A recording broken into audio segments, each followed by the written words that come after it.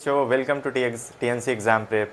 आज हम पढ़ने जा रहे हैं केमिस्ट्री का चैप्टर सॉल्यूशन, जो आपके CUET 2024 और क्लास 12 बोर्ड्स के लिए बहुत ही बेनिफिशियल होने जा रहा है। तो चलिए आइए डिस्कस करते हैं।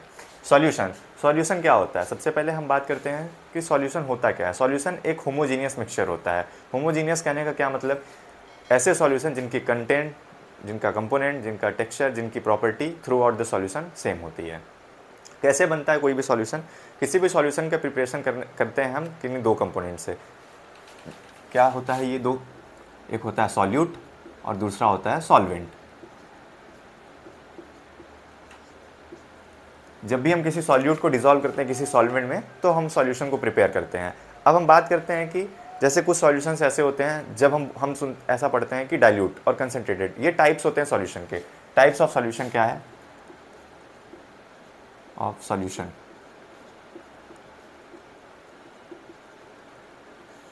तो हम पढ़ते हैं पहला डाइल्यूट और दूसरा कंसनट्रेटेड। डाइल्यूट सॉल्यूशंस वो सॉल्यूशंस होते हैं जब सॉल्यूट का अमाउंट सॉल्वेंट से बहुत बहुत कम होता है। Solute is much less than solvent. ऐसे सॉल्यूशंस को हम डाइल्यूट सॉल्यूशन बोलते हैं। कंसनट्रेटेड सॉल्यूशन क्या होते हैं? जबकि सॉल्यूट का अमाउंट सॉल्वेंट से कम होता है पर बहुत बहुत कम नहीं होता है।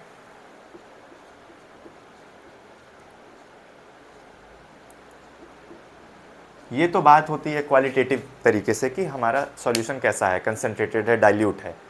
अब आगे आता है कि लेकिन यहाँ पे कुछ कन्फ्यूजन्स आते हैं, जिस यहाँ हम कंसनट्रेशन नहीं बता पाते हैं किसी सॉल्यूशन में कि कंपोनेंट का अमाउंट कितना है, कंसनट्रेटेड है तो कितना है, डाइल्यूट है तो कितना है। इसके लिए हम कुछ इंपॉर्टेंट कंसनट्रेशन टर्म्स को पढ़ते हैं।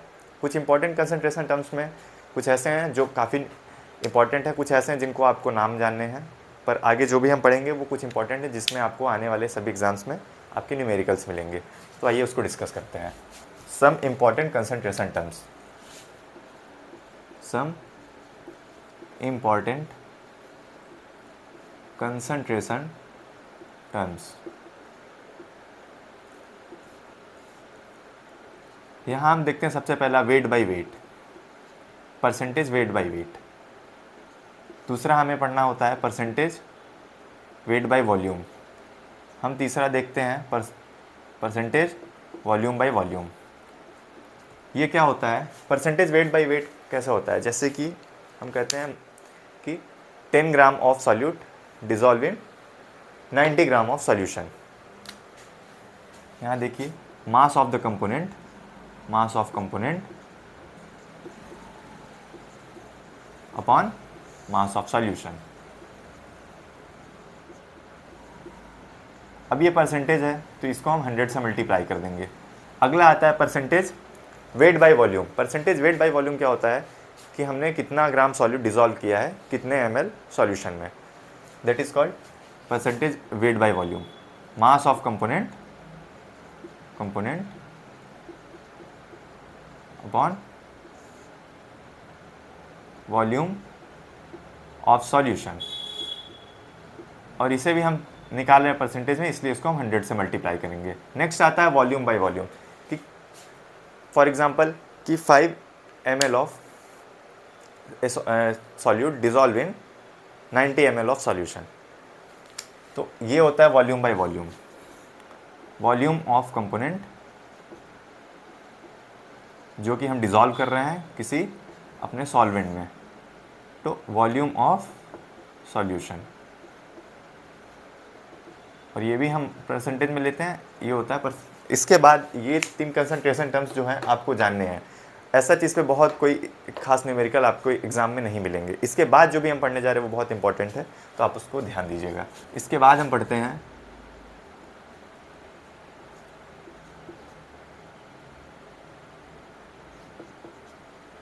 नेक्स्ट हम पढ़ते हैं मोल फ्रैक्शन। ये बहुत इंपॉर्टेंट है यहाँ पे जो भी अब हम पढ़ने जा रहे हैं। मोल फ्रैक्शन, मोलैरिटी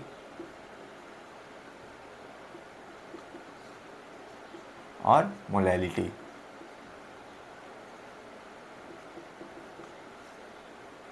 हम मोल फ्रैक्शन को दिखाने का हमारा सिंबल होता है इकाई। मोलैरिटी के लिए हम कैपिटल M का यूज़ करते हैं और मोलैलिटी के लिए स्मॉल m का यूज़ करते हैं। अच्छा, मोल फ्रैक्शन क्या होता है, किसी भी सॉल्यूट का कितना मोल किसी भी सॉल्यूशन में प्रेजेंट है।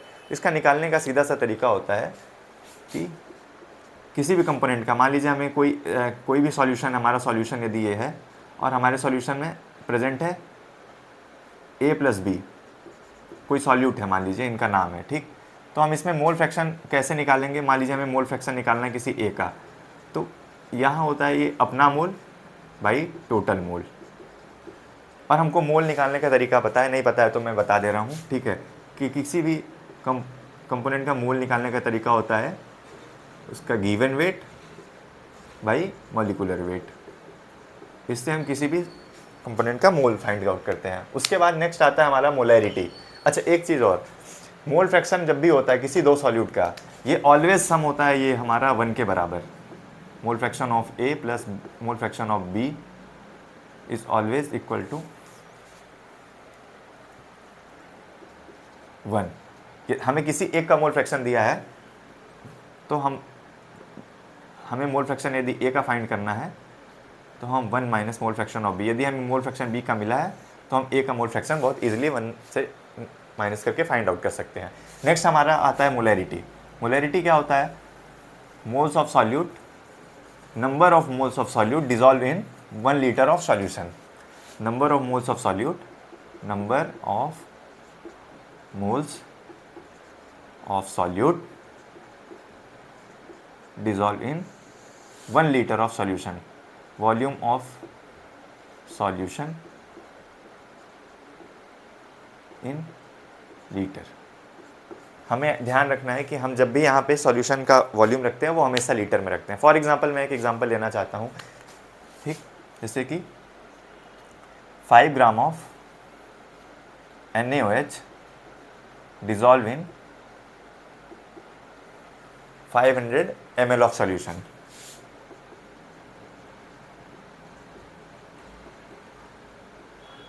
अब यहाँ हमें इसका find the molarity of solution, capital M molarity of solution. तो हम यहाँ जानते हैं, जैसा हमने फॉर्मूला लिखा है कि number of moles of solute, तो नंबर ऑफ मोल्स हम कैसे फाइंड करेंगे, वेट बाई मॉलिक्यूलर वेट। हम निकाल सकते हैं NaOH का मॉलिक्यूलर वेट होता है 40। उसके बाद अपॉन क्या है यहाँ पे हमारा, volume of solution in litre, ठीक। अब हमारा जो भी सॉल्यूशन का वॉल्यूम दिया है वो ml में दिया है, तो इसको हम 1000 से डिवाइड कर देंगे और इसको लीटर में चेंज कर लेंगे, ये हमारा मोलैरिटी यहाँ पे आ जाएगा, ठीक। उसके बाद नेक्स्ट टर्म, कंसंट्रेशन टर्म्स जो आते हैं, जो हमारा वो होता है मोलैलिटी।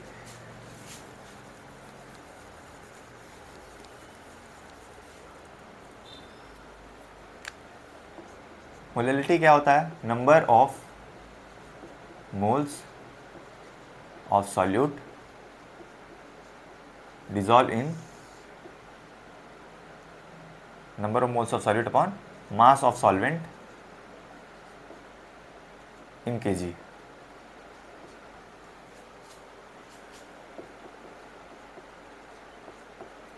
ये हमेशा ध्यान में रखना होगा कि जिस तरह से मोलैरिटी हमारा हमेशा वॉल्यूम लीटर में रखना होता है, उसी तरह से हमारा यहाँ पे मास जो होता है सॉल्वेंट का वो हमेशा किलोग्राम में रखना होता है। ये हम स्मॉल m जो भी फाइंड आउट करते हैं। फॉर एग्जांपल मैं एक एग्जांपल लेता हूँ कि 5 gram of acetic acid, 5 gram of acetic acid dissolve in 50 gram of benzene. 5 gram of CH3 COOH dissolve in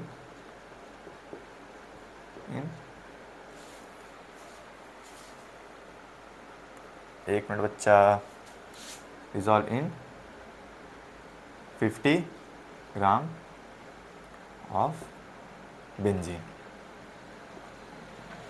अब हमने यहाँ पढ़ा है कि हमें molality, find the molality of solution, find molality of the solution. तो हमें कैसे फाइंड आउट करना है इसको, 5 ग्राम ऑफ सॉल्यूट है तो number of moles of solute, तो हम मोल्स कैसे फाइंड करेंगे, वेट बाई मॉलिक्यूलर वेट। हम जानते हैं कि CH3 COOH एसिटिक एसिड का मॉलिक्यूलर वेट होता है 60, तो हम यहाँ पे फाइंड आउट करेंगे moles upon mass of solvent in kilogram. हमें जो मास दिया वो ग्राम में दिया, हम इसको 1000 से डिवाइड करके किलोग्राम में कन्वर्ट कर लेंगे। और ये हमारा आ जाएगा मोलैलिटी सॉल्यूशन किसी भी सॉल्यूशन की। अब जो भी सॉल्यूशन हम प्रिपेयर करते हैं उसमें सॉल्वेंट का नेचर क्या हो सकता है, वो हो सकता है सॉलिड भी हो सकता है, वो लिक्विड भी हो सकता है, वो गैस भी हो सकता है। तो इस तरीके से हम डिस्कस करेंगे कि नेचर ऑफ सॉल्वेंट के बेसिस पे हम कैसे सॉल्यूशन को कैटेगराइज करते हैं। सॉल्यूट प्लस सॉल्वेंट, तो हमारा प्रिपेयर होता है सॉल्यूशन। हमारा सॉल्यूट कैसा हो सकता है वो गैस हो सकता है वो लिक्विड हो सकता है हमारा सॉल्यूशन कोई सॉलिड हो, और ये हमारा सॉल्वेंट लिक्विड फॉर्म में है।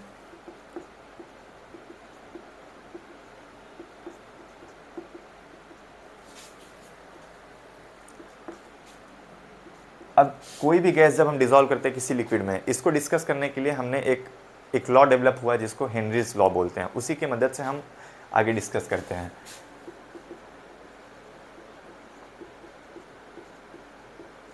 नेक्स्ट आता है हमारा कि जब किसी भी लिक्विड को डिसॉल्व करते हैं लिक्विड सॉल्यूशन में और हम सॉल्यूशन प्रिपेयर करते हैं तो उसको डिस्कस करने के लिए हम राउल्ट्स लॉ की हेल्प लेते हैं। नेक्स्ट आता है हमारा कि जब भी कोई सॉल्यूट डिसॉल्व होता है किसी सॉल्वेंट में, तो उसके लिए हम एक टर्म जानते हैं जिसको बोलते हैं हम लोग कोलिगेटिव प्रॉपर्टी में डिस्कस करते हैं। इस चैप्टर से आपके जो भी न्यूमेरिकल्स आएंगे आप मान के चलिए कि 70% 70 to 80% न्यूमेरिकल्स आपके इन्हीं तीनों लॉज से तीनों हम निकालते हैं जो भी आपके क्वेश्चंस आएंगे, ठीक। और ये यहाँ पे भी इन तीनों में भी ये सबसे इंपॉर्टेंट ये वाला है आपका, जहाँ हम लोग कोलिगेटिव प्रॉपर्टी डिस्कस करेंगे। सबसे पहले हम बात करते हैं कि गैस डिसॉल्व इन लिक्विड, जिसको हेनरीज लॉ बोलते हैं हम लोग। तो आइए देखते हैं। हेनरी सर ने ये बताया कि जब भी कोई गैस जो होता है जिसका पार्शियल प्रेशर है, पार्शियल वेपर प्रेशर उसका है, वो अपने मोल फ्रैक्शन के बराबर होते हैं, वो डायरेक्टली प्रोपोर्शनल होता है अपने मोल फ्रैक्शन के, ठीक। तो हेनरी सर ने ये बताया कि partial pressure of A gas, partial pressure किसी भी गैस का एक डायरेक्टली प्रोपोर्शनल होता है किसके, मोल फ्रैक्शन के। हम मान लेते हैं हमारा गैस का नाम ए है और वो अपने मोल फ्रैक्शन के बराबर होगा। अब जब हम इस प्रोपोर्शनलिटी टर्म को हटाते हैं तो एक कांस्टेंट आता है जिसको हम लोग बोलते हैं हेनरीज कांस्टेंट। और यहाँ से हम देख सकते हैं कि और हम यदि हम प्रेशर को कांस्टेंट मान लीजिए करते हैं, यदि हमारा प्रेशर कांस्टेंट होता है तो हमें ये देखने को मिलता है कि जो हमारा हेनरीज कांस्टेंट का है उसका रिलेशन जो है इन्वर्सली प्रोपोर्शनल है मोल फ्रैक्शन के। और यहाँ जब प्रेशर की बात करते हैं हम लोग वेपर प्रेशर की किसी भी गैस के, तो वो हमेशा हेनरीज कांस्टेंट और मोल फ्रैक्शन दोनों के डायरेक्टली प्रोपोर्शनल होता है, ठीक। उसके बाद एप्लीकेशंस ऑफ हेनरी लॉ क्या है। एप्लीकेशंस में हम हेनरीज लॉज में पढ़ते हैं जैसे कि गैस डिसॉल्व इन लिक्विड, जैसे सबसे बेस्ट एग्जांपल जो हम डेली लाइफ में यूज़ करते हैं वो है कोल्ड ड्रिंक, ठीक है। वहाँ पे गैस को डिसॉल्व करके रखते हैं हम किसी लिक्विड सॉल्यूशन के अंदर। उसके बाद नेक्स्ट आता है हमारा एक एप्लीकेशन जो हम यूज़ करते हैं जहाँ पे कि एल्टीट्यूड सिकनेस जिसको बोलते हैं। वहाँ पे होता क्या है कि सॉल्युबिलिटी के बेसिस पे हम डिफाइन करते हैं उसको। सॉल्युबिलिटी पहले हम एक बार डिस्कस कर लेते हैं क्या होती है। सॉल्युबिलिटी ऑफ ए गैस,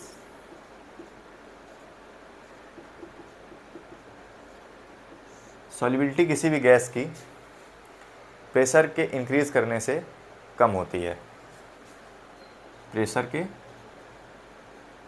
बढ़ने से solubility of A gas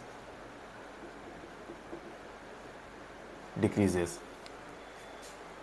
whereas जब हम बात करते हैं कि टेम्परेचर का इस पे क्या असर होता है, सॉल्युबिलिटी जब भी हम डिस्कस करते हैं तो हम किसी दो पॉइंट्स पे ही डिस्कशन हमारा पूरा चलता है और वो है प्रेशर और टेम्परेचर। तो यहाँ हम प्रेशर और टेम्परेचर के बेसिस पे डिस्कस करते हैं सॉल्युबिलिटी, फिर वो सॉलिड हो, लिक्विड हो या गैस हो, और टेम्परेचर, ठीक। अब हम प्रेशर की बात करेंगे। प्रेशर यदि इंक्रीज़ कर रहे हैं तो सॉल्युबिलिटी हमारे गैस की डिक्रीज़ करती है, एक ये हुआ। दूसरा हमारा टेम्परेचर आता है। टेम्परेचर जब भी हम इंक्रीज़ करते हैं तो solubility always decreases for gas.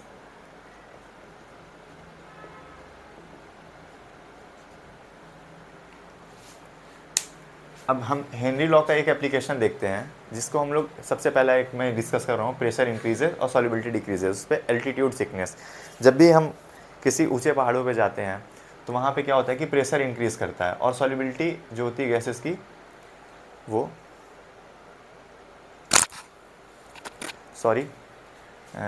Gas in liquid, ठीक, प्रेशर बढ़ाने से सॉल्युबिलिटी हमारी इंक्रीज़ करती है। सॉरी हाँ, तो हम डिस्कस कर रहे थे कि जब भी प्रेशर इंक्रीज़ करता है तो हमारे जो भी गैसेस होते हैं उनकी सॉल्युबिलिटी इंक्रीज़ करती है। एक एग्जांपल इसका लेते हैं, जैसे कि एक डाइवर जो होता है जब स्विमिंग करने के लिए जाता है तो inside the water, sea level के इनसाइड जब भी वो जाता है तो प्रेशर इंक्रीज़ करता है। प्रेशर इंक्रीज़ करने से क्या होता है कि जो गैसेस की सॉल्युबिलिटी, जो हमारे ह्यूमन ग्लोबिन में जो भी गैसेस हमारे प्रेजेंट हैं उनकी सॉल्युबिलिटी बढ़ती है। सॉल्युबिलिटी बढ़ने से क्या होता है कि ऑक्सीजन के साथ साथ हमारे ब्लड में नाइट्रोजन का कंटेंट भी बढ़ जाता है, क्योंकि गैसेस हमारी वहाँ पे प्रेशर बढ़ने से सॉल्युबिलिटी बढ़ जाती है गैसेस की। इसके बाद क्या होता है कि जब भी वो डाइवर अचानक से ऊपर आता है सी लेवल से, तो जो भी गैसेस हैं डिज़ोल्व बाहर आ गई हैं, ठीक, अब वो एक क्लॉट फॉर्म कर लेती हैं, जिस तरह से नाइट्रोजन एक क्लॉट फॉर्म कर लेता है, ठीक, और एक बड़ा ही पेनफुल कंडीशन आ जाती है जिसको हम लोग बेंड्स के नाम से जानते हैं। ये एक बहुत ही इंपॉर्टेंट एप्लीकेशन है हेनरीज लॉ की। उसके बाद हम लोग डिस्कस करते हैं कि क्या होता है जब एक when a liquid solute dissolve in a liquid solvent.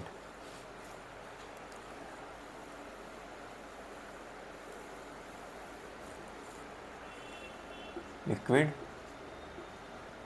Solute को हम लोग डिजॉल्व करते हैं किसी लिक्विड सॉल्वेंट में, और जो भी हम सॉल्यूशन प्रिपेयर करते हैं उसको हम लोग डिस्कस करते हैं आगे चल के हेनरीज लॉ की हेल्प से। देखिए यहाँ पे ध्यान दीजिए, कोई भी लिक्विड जब हम डिजॉल्व करते हैं किसी, राउल्ट्स लॉ की हेल्प से,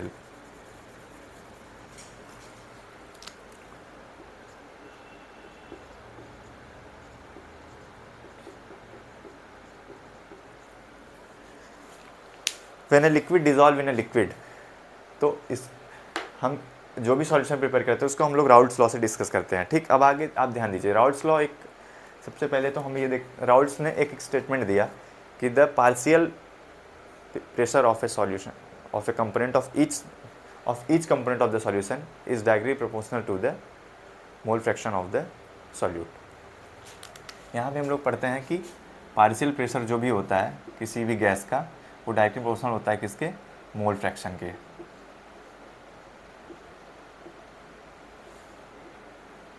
ठीक। अब ध्यान दीजिए, यहाँ पे क्या होता है, हमने कोई एक बीकर लिया जहाँ पे हमारा कोई गैस ए प्रेजेंट है, ठीक। अब ये गैस वोलेटाइल होता है नेचर में और ये है गैस बी, तो पार्शियल प्रेशर इसका जो भी है, ठीक है, ये जो भी गैस है इन्होंने कुछ वेपर बनाया, ठीक, गैस बी है, पार्शियल प्रेशर इनका पी बी, ये भी वोलेटाइल है नेचर में, इन्होंने कुछ वेपर बनाया। जब इन दोनों को हम एक मिक्स करते हैं तो हमें जो भी देखने को मिला हमारा सॉल्यूशन, ये पार्शियल प्रेशर है किसी मिक्सचर का, यहाँ पे हम फाइंड आउट करेंगे। तो हम किसी एक गैस का मिक्सचर में कितना पार्शियल प्रेशर है वो हम कैसे फाइंड आउट करते हैं। यहाँ पे जो भी हमने प्रेशर लिखा ये इस गैस का टोटल प्रेशर है, यहाँ पे गैस बी का ये टोटल प्रेशर है, और यहाँ पे हम मिक्सचर में किसी गैस का पार्शियल प्रेशर कि वो कितना एक मिक्सचर में प्रेजेंट है वो हम लोग डिस्कस करेंगे। तो देखिए, इसका एक तरीका होता है कि पार्शियल प्रेशर जो भी होता है किसी गैस का कितना प्रेजेंट है वो total pressure into mole fraction के बराबर होता है, अपने मोल फ्रैक्शन के बराबर होगा। अब हम सब जानते हैं कि मोल फ्रैक्शन का जो भी सम होता है x A plus chi A plus chi B जो भी है वो 1 के बराबर होता है ऑलवेज, ठीक।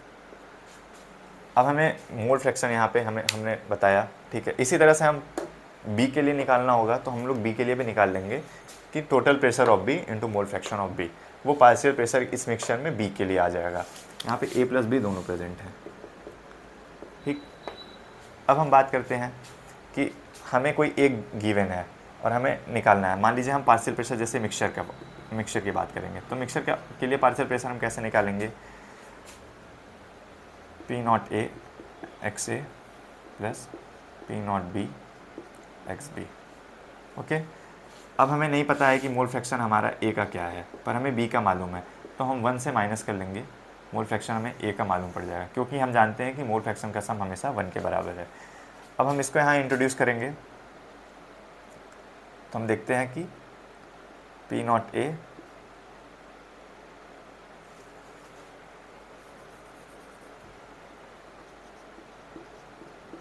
One minus plus P naught B. अब यहाँ से हम मोल फ्रैक्शन ऑफ बी को कॉमन ले लेंगे और हम एक डिस्कस करेंगे, एक यहाँ पे आ जाइएगा आप लोग, ठीक है। P naught A plus P naught B minus P naught A into mole fraction of A, ये हमारा पार्शियल प्रेशर में, टोटल प्रेशर में अपने मिक्सचर का मिल जाएगा। ओके, नेक्स्ट हम लोग डिस्कस करेंगे एक और इम्पॉर्टेंट टॉपिक हमें पढ़ना होता है कि स्पेशल केस ऑफ, हमें कहा जाता है कि राउल्ट्स लॉ एक स्पेशल केस है हेनरीज लॉ का, पर उसके लिए कंडीशन क्या है, तो हम ये डिस्कस करते हैं Raoult's law as a special case of Henry's law.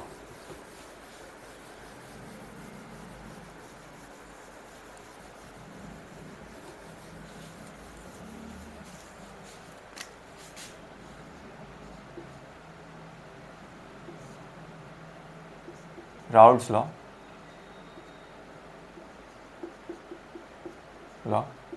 As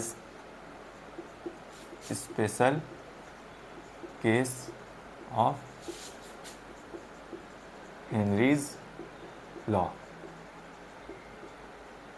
हमें यहाँ डिस्कस करना है कि राउल्ट्स लॉ कैसे एक स्पेशल केस होता है हेनरीज लॉ का। जिस तरह से हम लोग पढ़ा है कि पार्शियल प्रेशर किसी भी गैस का हेनरीज लॉ में वो मोल फ्रैक्शन के डायरेक्टली प्रोपोर्शनल होता है, उसी तरह से हमने ये पढ़ा कि पार्शियल प्रेशर जो भी होता है किसी गैस का वो अपने मोल फ्रैक्शन के बराबर होता है। राउल्ट्स लॉ में हमने ये पढ़ा।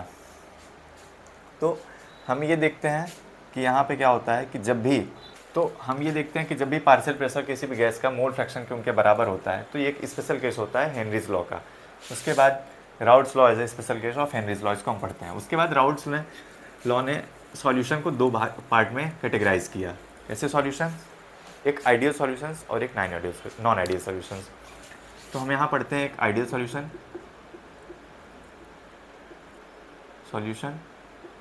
और एक नॉन आइडियल सॉल्यूशन।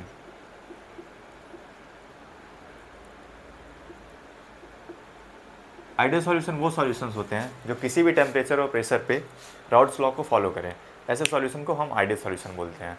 ठीक उसी तरह से नॉन आइडियल सॉल्यूशन वो सॉल्यूशन होते हैं जो राउल्ट्स लॉ को किसी भी टेम्परेचर और प्रेशर पे फॉलो ना करें, वहाँ से डेविएट कर जाए। अच्छा ठीक है, अब आइडियल सॉल्यूशन में की पहचान कैसे हम लोग करते हैं, तो जब भी हम देखते हैं यहाँ पे इंथैल्पी चेंज डेल्टा है जो मिक्सचर का हम लिखते हैं, या फिर वॉल्यूम चेंज डेल्टा है वी मिक्सचर का, ये ऑलवेज जीरो होता है। ऐसे सॉल्यूशन को हम देख के ही पहचान सकते हैं कि आइडियल सॉल्यूशन होता है। जबकि नॉन आइडियल सॉल्यूशन में डेल्टा एच मिक्सचर का और डेल्टा वी मिक्सचर के लिए ये नॉट इक्वल टू जीरो होते हैं। ठीक है, में भी हम देखते हैं कि सॉल्यूशंस का नेचर अलग अलग होता है। कुछ ऐसे सॉल्यूशन होते हैं जो डेविएशन शो करते हैं, ये सॉल्यूशंस डेविएशन शो करते हैं। कुछ ऐसे डेविएशन जो पॉजिटिव होते हैं, कुछ ऐसे जो नेगेटिव डेविएशंस होते हैं। अब ये बहुत इंपॉर्टेंट जानना है, पॉजिटिव और नेगेटिव डेविएशंस आपको जानना है, और इनके एग्जांपल्स हमेशा आपको याद रखने हैं। वो आपके एग्जाम में ऐसा डायरेक्टली कभी मैच द कॉलम में कभी ऐसे ही पूछ लिया जाता है 4 दे करके कि इनमें से कौन सा नेगेटिव डेविएशन शो करेगा या फिर कौन सा पॉजिटिव डेविएशन शो करेगा। तो चलिए हम डिस्कस करते हैं इसको, बहुत अच्छे से मैं समझाता हूँ आपको कि कैसे हम डेविएशन को पहचानेंगे। सबसे पहले मैं डिस्कस करने जा रहा हूँ पॉजिटिव डेविएशन।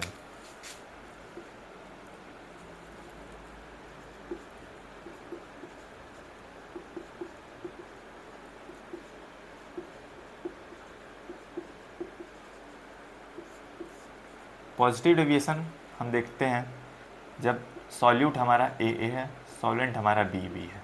जब भी हम सॉल्यूशन बनाएं और हमारा ये बॉन्ड बनता है, ठीक, जब भी बॉन्ड की स्ट्रेंथ हमारे ए और बी के बीच जो भी हमने सॉल्यूशन प्रिपेयर किया है वो बॉन्ड स्ट्रेंथ कम है, तो ऐसे जो भी सॉल्यूशंस होते हैं उनका डेविएशन जल्दी होता है, उनके बॉन्ड में ब्रेकेज जल्दी आ जाती है। हम थोड़ा सा हीट करते हैं वो बॉन्ड ईजिली टूट जाते हैं। और ऐसे सॉल्यूशंस अपने पाथ से डेविएट कर जाते हैं, इसलिए हम इनको बोलते हैं positive deviation.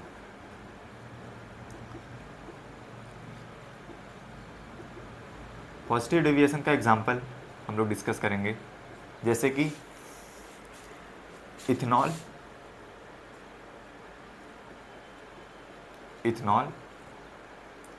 And acetone.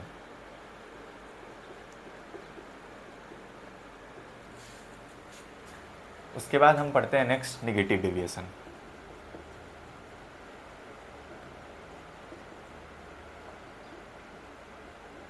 Negative deviation में हम ठीक इसका अपोजिट पढ़ते हैं। जब भी सॉल्यूट हमारा ए है, कोई हमारा सॉल्वेंट प्रेजेंट है बी और इनके बीच में जो बनने वाला बॉन्ड है ए बी, यदि इसकी बॉन्ड स्ट्रेंथ हमारे गिवन सॉल्यूट और सॉल्वेंट से ज़्यादा है, ऐसे जो भी सॉल्यूशन हम प्रिपेयर करते हैं वो नेगेटिव डेविएशन शो करते हैं, क्योंकि इनके बॉन्ड्स इजीली ब्रेक नहीं करते हैं, इनका डेविएशन नहीं होता है। जबकि इनकी बॉन्ड स्ट्रेंथ थोड़ी सी कम थी, ये इजीली ब्रेक हो जा रहे थे अपने कंस्टिट्यूएंट पार्टिकल्स में, पर यहाँ ऐसा हमें देखने को नहीं मिलता है। इसमें हम एग्जांपल लेते हैं, जैसे किसी भी एसिड का, कोई भी एसिड और वाटर का जब मिक्सचर होता है वो हमेशा नेगेटिव डेविएशन ही शो करता है। फॉर एग्जांपल हम ले लेते हैं NO3 nitric acid plus water. इसके एग्जांपल आपको हमेशा याद रखने हैं। नेक्स्ट और थर्ड, और जो कि हम सबसे इंपॉर्टेंट टाइप ऑफ सॉल्यूशन में हमने डिस्कस किया था कि हमारे सॉल्यूट और सॉल्वेंट के नेचर पे हमारा सॉल्यूशन कौन सा होगा। तो हम अब डिस्कस करने जा रहे हैं कि when A solid solute dissolve in a solvent, when A solid solute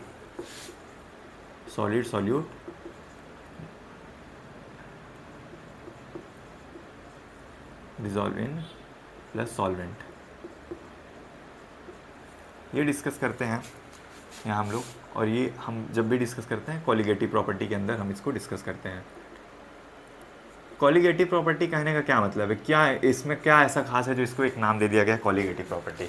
देखिए, कोई भी जो सॉल्यूट है और सॉल्वेंट है, इस प्रॉपर्टी की खास बात यह है, हम देखते हैं कि जब भी कोई सॉल्यूशन हम प्रिपेयर कर रहे हैं, कोई ऐसा डाइल्यूट सॉल्यूशन जहाँ की सॉल्यूट का अमाउंट सॉल्वेंट से बहुत कम है, तो हम एक सॉल्यूशन प्रिपेयर करते हैं डाइल्यूट सॉल्यूशन, और वहाँ हमें ये देखने को मिलता है कि जो भी हमारा सॉल्यूशन प्रिपेयर हो रहा है वो नेचर पे सॉल्यूट के डिपेंड नहीं कर रहा है।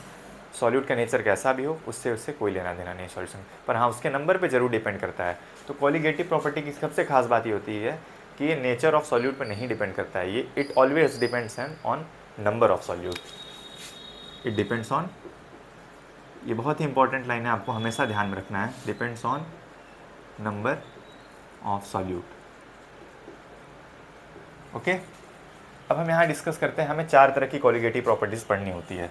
सबसे पहला है relative lowering in vapour pressure, relative lowering in vapour pressure. Next हम पढ़ते हैं एलिवेशन इन बॉइलिंग पॉइंट,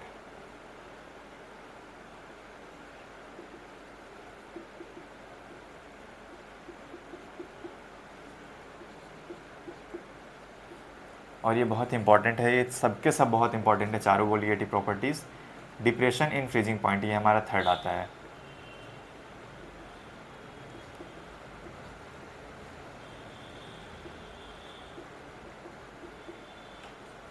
और फोर्थ हम पढ़ते हैं osmotic pressure.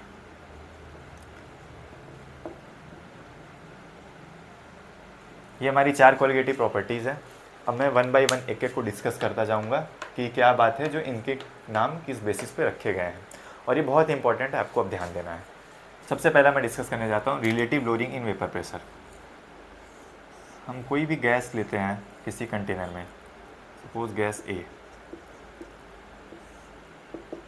Gases are volatile in nature, वो अपना कुछ ना कुछ वेपर बनाएंगे ज़रूर, पर हम इसमें किसी सॉल्यूट को ऐड करते हैं, कोई सॉल्यूट ऐड करते हैं और जो नेचर में नॉन वोलाटाइल है,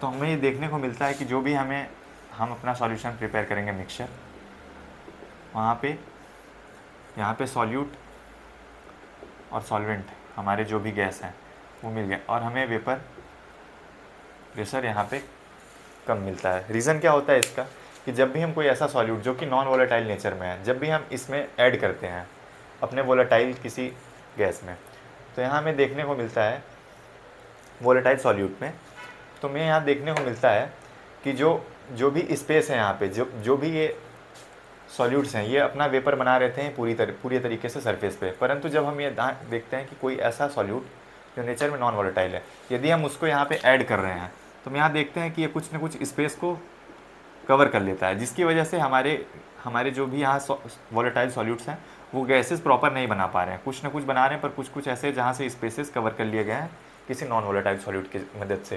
तो हम यहाँ देख सकते हैं कि जो भी हमारा सॉल्यूट है, जो भी हमारा वेपर प्रेशर बन रहा है, वो नॉन वोलेटाइल सॉल्यूट ऐड करने से हमेशा वेपर प्रेशर हमारा डिक्रीज़ हो जा रहा है। और इसी को हम पढ़ते हैं कि लोअरिंग इन वेपर प्रेशर। ठीक, तो यहाँ मैं डिस्कस करता हूँ लोअरिंग इन वेपर प्रेशर कैसे पढ़ रहे हैं। हमारा जो भी पहला था, जो भी हमने पहले वोलेटाइल सॉल्यूट लिया था, उसका मान लीजिए प्रेशर है P0, और हमने जो भी मिक्सचर बनाया उसका प्रेशर बाद में मिक्सचर का मिलता है हमें PM। ठीक, तो ये होता है lowering in vapour pressure.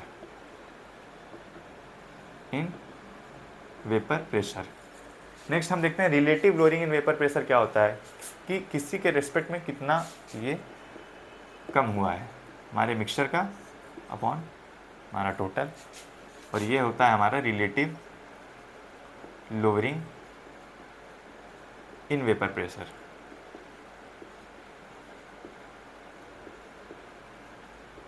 Okay, next colligative property हम लोग डिस्कस करेंगे। अच्छा, ये हमने ये बताया कि relative lowering in vapour pressure. ठीक, रॉल्ड्स ने अपने एक एक्सप्लेनेशन में यही कहा था कि the partial pressure of each component of solution is directly proportional to the mole fraction of the solute. तो हम इसको निकालने के लिए हम यहाँ डिस्कस करते हैं partial pressure of mixture upon P0 is directly proportional to mole fraction of solute. और हम मोल फ्रैक्शन जानते हैं, जिसका भी हमें निकालना होगा उसका mole by total mole of the solution. Okay, next हम डिस्कस करते हैं colligative property elevation in boiling point.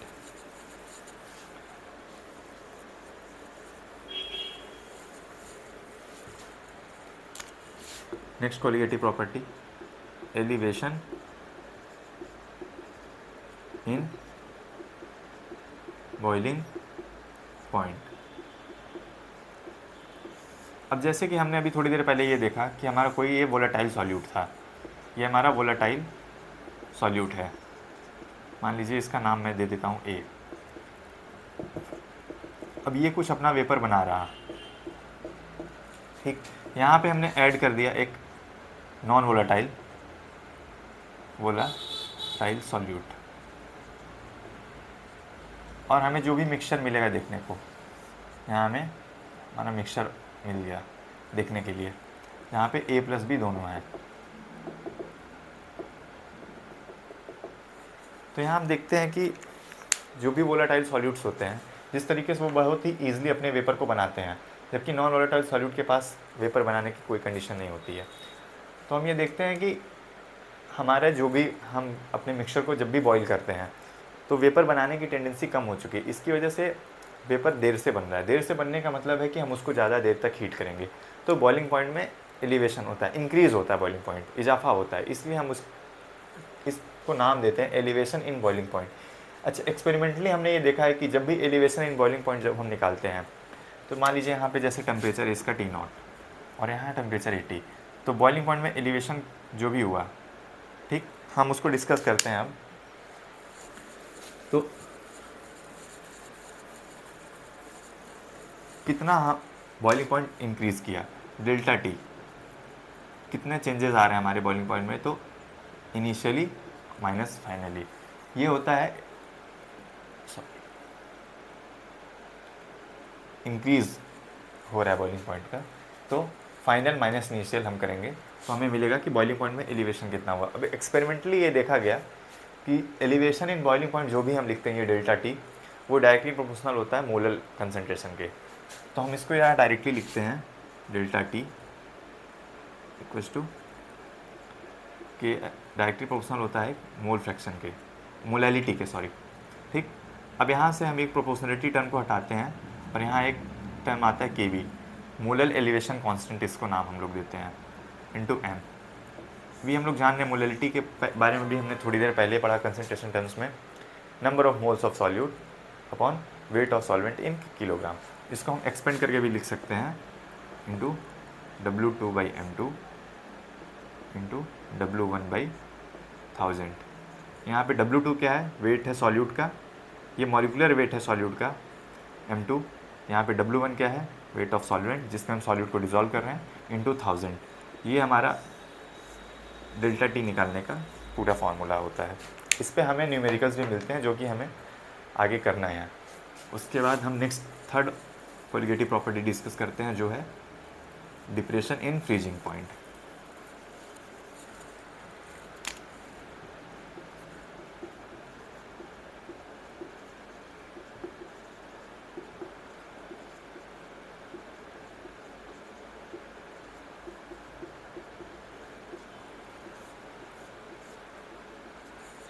Depression in freezing point में हमें डिस्कस करना है। यहाँ क्या होता है, ठीक जिस तरह से अभी हमने एलिवेशन इन बॉइलिंग पॉइंट देखा है, उसी तरह से फ्रीजिंग पॉइंट में कमी आ जाती है। फ्रीजिंग पॉइंट हमारा डिक्रीज़ करता है। तो हम ये देखते हैं कि क्या होता है कि जब भी हमें ये देखने का तरीका होता है delta T F depression freezing point में कितना आया, ठीक, तो T0 minus T freezing point हमारे जो भी हम जब भी हमने नॉन वोलेटाइल सॉल्यूट को ऐड किया हमारा फ्रीजिंग पॉइंट घट गया। और इसको हम देखते हैं तो यहाँ भी हमने एक्सपेरिमेंटली ये देखा कि जो भी डिप्रेशन इन फ्रीजिंग पॉइंट होता है वो डायरेक्टली प्रोपोर्शनल होता है मोलर कंसंट्रेशन के।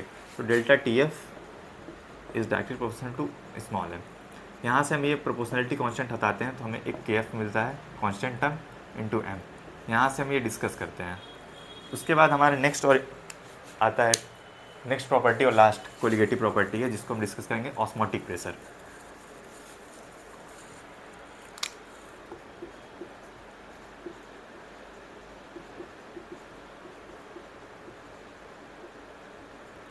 इसको हम लोग पाई से डिनोट करते हैं। ऑस्मोटिक प्रेशर जानने से पहले हम थोड़ा ऑस्मोसिस को पढ़ लेते हैं, समझ लेते हैं कि क्या होता है ऑस्मोसिस।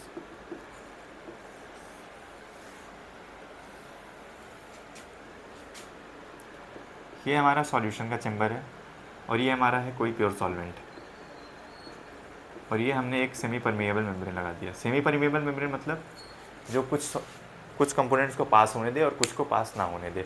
अब हम सेमी परमिएबल मेम्ब्रेन की मदद से हमने किसी एक बीकर में लगाया और यहाँ पे हमारा सॉल्वेंट प्रेजेंट है, पूरी तरह से प्योर सॉल्वेंट है, और ये हमारा सॉल्यूशन है। तो हम ये देखते हैं कि सॉल्वेंट जो होता है वो फ्लो करता है from high concentration of solvent to low concentration of solvent की तरफ, या फिर हम इसको ऐसे भी बोल सकते हैं flow of solvent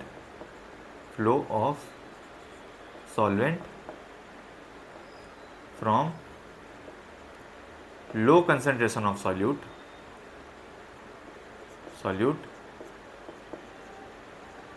to high concentration of solute. इसको हम बोलते हैं ऑस्मोसिस। अब ऑस्मोसिस में हम लोग जो भी डिस्कस करेंगे आगे वो ऑस्मोटिक प्रेशर में हम कैसे इसको रिलेट करते हैं। देखिए, ऑस्मोटिक प्रेशर बड़ा इंपॉर्टेंट कोलिगेटिव प्रॉपर्टी होता है। बड़े बड़े मॉलिक्यूलर पॉलीमर्स होते हैं, हमें उनके मॉलिक्यूलर वेट फाइंड आउट करने के लिए एक एवरेज मॉलिक्यूलर वेट ही हम फाइंड आउट कर सकते हैं। बहुत ज़्यादा लार्ज वेट का हमें मॉलिक्यूलर वेट फाइंड आउट करना है, क्योंकि पॉलीमर्स बड़े इनफाइनाइट नंबर से बने होते हैं, मोनोमर से मिलाकर बने होते हैं। तो हम इसके लिए डिस्कस करते हैं पाई इक्वल्स टू ये कंसंट्रेशन और टेम्परेचर के प्रोपोर्शनल होता है। यहाँ पे सी हमारा क्या होता है, कंसंट्रेशन, जिसको हम लोग ऐसे डिस्कस करते हैं। आर ये हमारा गैस कांस्टेंट और ये हमारा temperature in Kelvin. R is gas constant और टी है हमारा टेम्परेचर इन केल्विन। जब भी हम टेम्परेचर को लिखेंगे हमें ये बात ध्यान रखना है कि केल्विन में लिखना है। अब आर की वैल्यू जो भी हम गैस कांस्टेंट हम डिस्कस करने जा रहे हैं, ठीक, यहाँ पे हमें 3 तरह की वैल्यू मिलती है। जब भी हमें कैलोरी में लिखना है तो कैलोरी की बात जब भी हम करेंगे तो हम इसकी वैल्यू हमेशा 2 यूज़ करेंगे। उसके बाद हमें यदि लीटर एटीएम में बात करना है तो हम हमेशा लीटर एटीएम में यदि हम बात करते हैं तो हम इसकी वैल्यू हमेशा 0.08 समथिंग यूज़ करते हैं, ठीक। या फिर आप इसको 1/12 भी लिख सकते हो फ्रैक्शन में। नेक्स्ट आता है जब हम लोग जूल में डिस्कस करेंगे अपने सॉल्यूशन क्वेश्चन को, तो हम इसकी वैल्यू लिखते हैं 8.314, या फिर हम इसको 25/3 भी लिख सकते हैं फ्रैक्शन के फॉर्म में। ये हमारे कैलकुलेशन को आसान बना देता है। नेक्स्ट हम लोग डिस्कस करेंगे एक एप्लीकेशन जो ऑस्मोसिस का होता है, बहुत इंपॉर्टेंट है, जो कि हम डेली लाइफ में अपने यूज़ करते हैं, that is reverse osmosis.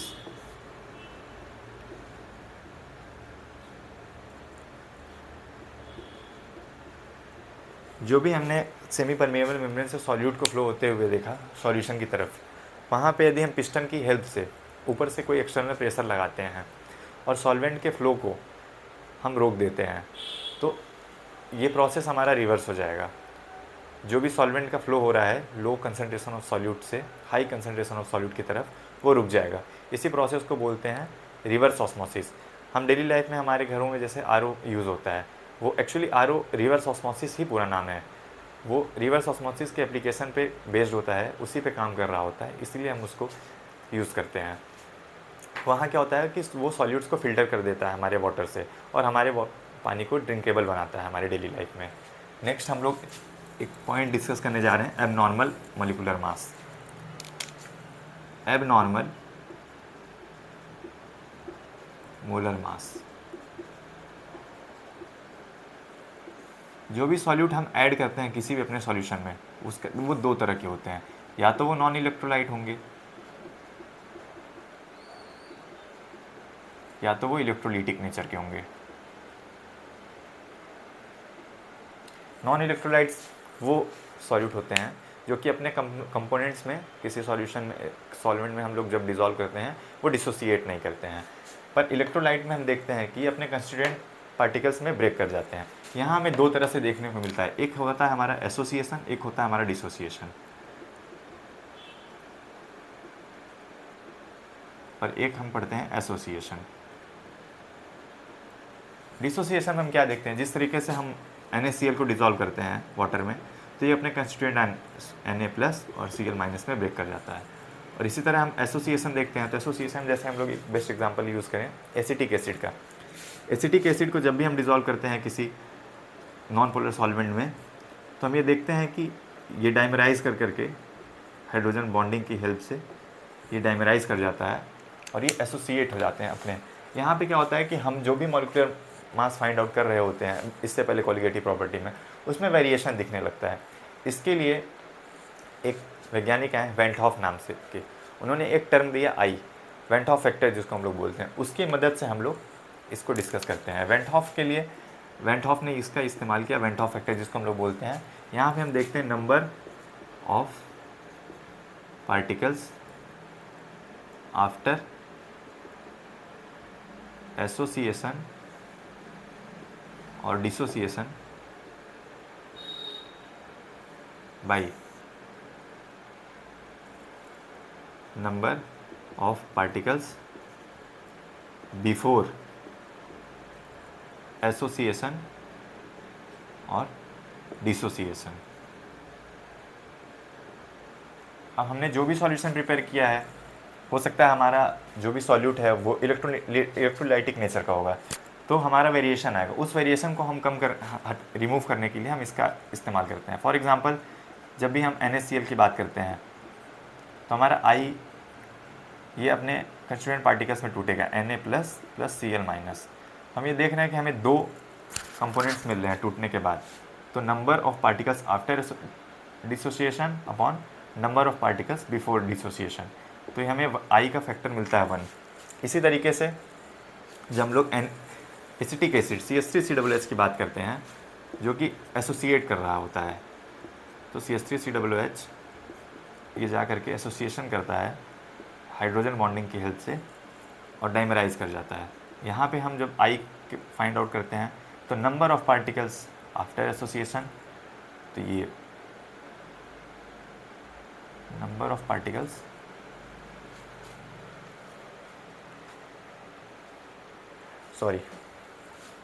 Associate करके ये एक मॉलिक्यूल बनाते हैं हाइड्रोजन बॉन्ड की हेल्प से। तो हम ये देखते हैं कि इसके लिए वेंट ऑफ फैक्टर हमें मिलता है 0.5। ठीक, अब एक टॉपिक और, तो हम जितने भी कॉलिगेटिव प्रॉपर्टीज़ पढ़े हैं वहाँ पे हम आई इंक्लूड कर लेंगे अपने सारे फॉर्मूले में। जिस तरीके से हमने 4 कॉलिगेटिव प्रॉपर्टी पढ़ी, अब हम ये चारों कॉलिगेटिव प्रॉपर्टी को समराइज़ कर रहे हैं एक जगह पे, और हम वहाँ पे उसके फार्मूले की हेल्प से आगे अपना सॉल्यूशन को, सबसे पहले हमने पढ़ा relative lowering of vapour pressure, elevation in boiling point, depression in freezing point, और फोर्थ हमने पढ़ा osmotic pressure. Elevation in boiling point में हमने ये देखा कि प्रेशर जो भी हम relative lowering in vapour pressure, तो relative lowering in vapour pressure में क्या होता है कि जब भी हम कोई नॉन वॉलेटाइल सॉल्यूट ऐड कर रहे हैं तो हमारा प्रेशर डिक्रीज़ कर जा रहा है, ये मोल फ्रैक्शन ऑफ सॉल्यूट के बराबर हो जाएगा। यहाँ पे हमने देखा कि डेल्टा टी बी एलिवेशन जो भी बॉइलिंग पॉइंट में होगा आई के बी इंटू एम, हम सारे टर्म्स में आई का मल्टीप्लाई कर देंगे क्योंकि हमारा नेचर ऑफ सॉल्यूट कैसा है ये हमें नहीं पता है कि वो इलेक्ट्रोलाइट है या फिर नॉन इलेक्ट्रोलाइट है। डिप्रेशन इन फ्रीजिंग पॉइंट में भी हम सेम काम यही करेंगे, आई के एफ इंटू एम, और ऑस्मोटिक प्रेशर के लिए भी pi equals to i C R T. अब एक बात करते हैं कि यदि हमारा सॉल्यूट जो है वो नॉन इलेक्ट्रोलिटिक नेचर का है तो उसके लिए आई की वैल्यू क्या होगी। तो नॉन इलेक्ट्रोलिटिक सॉल्यूट्स के लिए, for non electrolytes, for non electrolytes I is always and always 1। ये न डिसोसिएट करते हैं अपने कंस्टिट्यूएंट पार्टिकल्स में, न ही कोई एसोसिएशन शो करते हैं। एक टॉपिक और बच गया है जिसको हम लोग बोलते हैं एजियोट्रॉप्स। हमने उसके बारे में पहले डिस्कस कर लिया है, बस हमें नाम सुनना है, उसके एग्जांपल्स हमें पता करने हैं कि कहाँ पे हैं। हमने इसको पहले भी डिस्कस कर लिया थोड़ी देर पहले।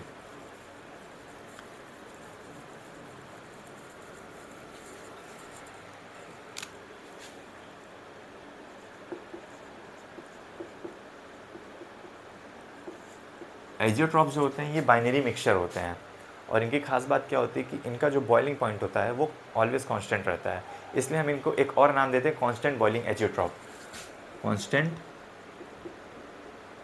Boiling azeotropes. अब ध्यान दीजिए ये दो तरह के होते हैं, minimum boiling azeotrope, maximum boiling azeotrope. Minimum boiling azeotropes और maximum boiling azeotrope, boiling azeotropes. Minimum boiling azeotropes क्या होते हैं, थोड़ी देर पहले अभी हम लोगों ने डिस्कस किया डेविएशन के बारे में, पॉजिटिव डेविएशन और नेगेटिव डेविएशन। जब भी किसी सॉल्यूट और सॉल्वेंट को हम ऐड कर रहे हैं साथ में, तो हम ये देखते हैं कि जब भी पॉजिटिव डेविएशन हम देखते हैं तो उनके बीच में जो बनने वाला बॉन्ड है वो वीक बनता है। सॉल्यूट और सॉल्वेंट के बीच का जो भी हम बॉन्ड बन रहा है वो वीक बन रहा है, जो कि ईजिली ब्रेक हो जा रहा है और अपने वेपर फॉर्म में चला जा रहा है। यानी कि हम ये देखते हैं कि उनको बॉईल करके उनके वेपर फॉर्म में बदलना बहुत ही ईजी है। रीज़न क्या है, उनके बीच का इंटरमॉलिक्यूलर फोर्स ऑफ अट्रैक्शन जो भी है वो वीक है, तो हमें बॉइलिंग पॉइंट कम देना होगा, हमें कम बॉईल करना होगा, और इसीलिए जो भी एग्जाम्पल्स हम लोग पॉजिटिव डेविएशन में पढ़ेंगे वो सभी एग्जाम्पल्स अप्लाई हो जाते हैं मिनिमम बॉइलिंग एजियोट्रॉप में। तो all examples of positive deviation, जितने भी पॉजिटिव डेविएशन शो करते हैं वो सब मिनिमम बॉइलिंग एजियोट्रॉप्स होते हैं। अब यही हम बात करते हैं मैक्सिमम बॉइलिंग एजियोट्रॉप। जिस तरीके से हम लोगों ने निगेटिव डेविएशन में देखा कि सॉल्यूट और सॉल्वेंट के बीच का इंटरेक्शन बड़ा ही स्ट्रांग हो जाता है सॉल्यूट और सॉल्वेंट के कंपेरेटिवली, तो हम ये देखते हैं कि जो भी हमारा कंपोनेंट बन के तैयार है सॉल्यूट और सॉल्वेंट, उनके बीच का इंटरमॉलिक्यूलर फोर्स ऑफ अट्रैक्शन बहुत स्ट्रांग है। उनको ब्रेक करने के लिए हमें बॉईल करना होता है एक हाई टेम्परेचर पे, और तब जा कर के उनके बीच का इंटरेक्शन जो होता है, उनके बीच का जो भी बॉन्ड होता है वो ब्रेक होता है, तो उनको हम बोलते हैं मैक्सिमम बॉइलिंग एजियोट्रॉप्स। और ये इसमें जो भी एग्जांपल्स हम नेगेटिव डेविएशन में पढ़ेंगे वो सारे एग्जांपल्स हम यहाँ पे अप्लाई करते हैं। Okay, thank you very much. आज का लेक्चर यहीं पे समाप्त होता है और नेक्स्ट लेक्चर में हम इसके न्यूमेरिकल्स को डिस्कस करेंगे। Thank you.